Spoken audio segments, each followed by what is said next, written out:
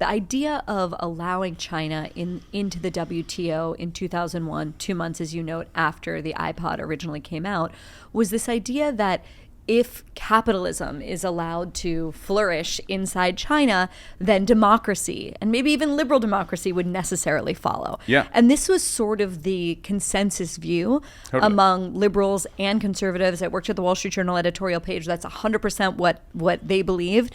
And this is something that obviously did not turn out that way.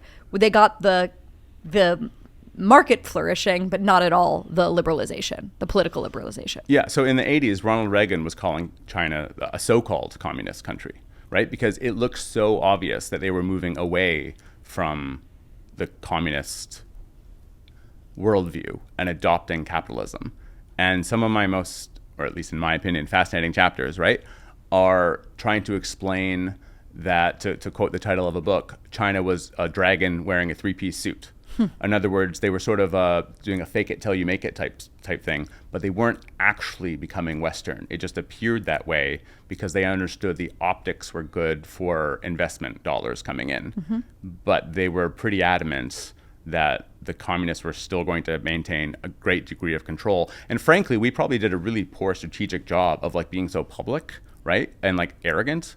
Of saying arrogant how? Well, because Western policymakers like Bill Clinton and others were basically saying good luck maintaining your communism as the internet rolls through your country, right?